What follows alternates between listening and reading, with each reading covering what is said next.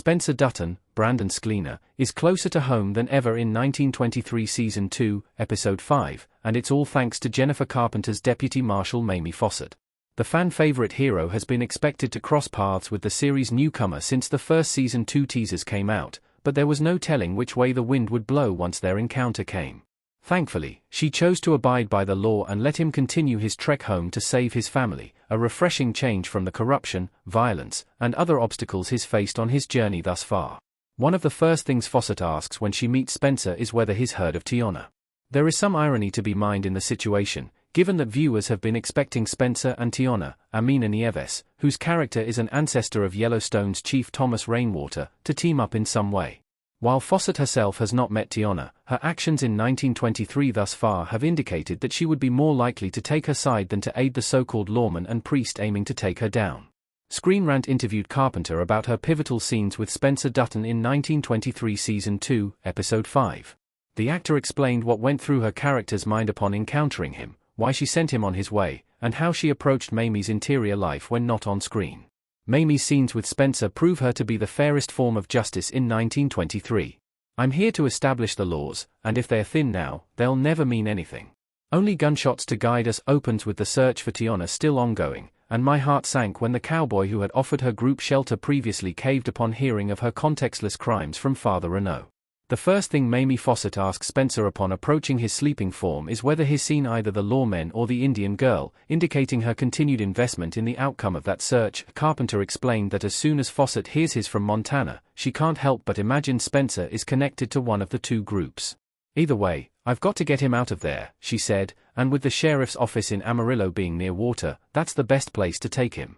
But I'm probably calculating the entire way that, if he had in fact been associated with those men, it would not have boded well for Tiona to have yet another man advertising what she had done. Any doubt about the deputy marshal's allegiances disappeared with that statement of purpose, but Fossett is not a character led by her personal desires. Instead, she is guided by what Carpenter calls the good law, which is best exemplified by her phone call with Sheriff McDowell. Whether Spencer's low growl about vengeance for his brother or McDowell's plea that she find a way to keep him in Texas holds any momentary sway, she is steadfast in her decision to let an innocent man go free. That's why I really respect how closely she holds the law, Carpenter gushed. It's like the good book to her, the good law. In her mind, Fossett's mantra is, those are the laws. I'm here to establish the laws, and if they're thin now, they'll never mean anything. She's in the deadliest job in the United Territories, knowing that death is, if not tomorrow, maybe next month. It's more than a creed. It is her purpose. So, if the law says he must go, he will be there. The sheriff should be the one watching out if he's scared. Jennifer Carpenter joined 1923 as a Taylor Sheridan superfan. Not a second of my time, or hopefully yours, is wasted on this show. Mamie Fossett in 1923 Season 2-1. Fossett may be all business on screen, but Carpenter was ready to soak up every minute of enjoyment on set. I loved the first season, she admitted. And when watching it, I never even imagined that I would get a chance to put on some boots and play along. She even signed up for her own form of cowboy camp despite there not being an official one before Season 2. I went to Texas for a week by myself and learned with a couple of women, who were incredible at getting me from zero to better in no time. One of her scenes includes a full-out run on horseback, which the actor had never attempted before. After some last-minute coaching, she shared, I was high for 2 hours after filming that. I can see why people dump all of their money into horses because it is a spiritual, exhilarating experience. Her love of the craft is something she shares with show creator Taylor Sheridan, whom she praised for his passion and storytelling. I watch everything he does, Carpenter exclaimed. I think that he's reconnecting audiences to what it means to tell stories on the viewer's behalf. As painful as certain storylines on 1923 might be, or as slow as the build might be, the star is sure fans will see how worthwhile the journey is. He's earning every minute of your time. Not a second of my time, or hopefully yours, is wasted on this show. She felt it off screen too. I can't tell you how much this job meant to me. It brought me back to life as an artist. When it came to episode 5 in particular, Carpenter pointed to her first scene as an example. Standing under that tree, just before he wakes up, I had one question about him, she explained, referring to his potential connection to Tiona. I had one curiosity about this person, and I started there. Every take, I dove deeper into that one question I had, and I thought, what a glorious way to live as an actor. How rich am I? It was so satisfying. Bringing a real-life marshal to the screen in Yellowstone's universe. I wanted to do right by everyone and every word.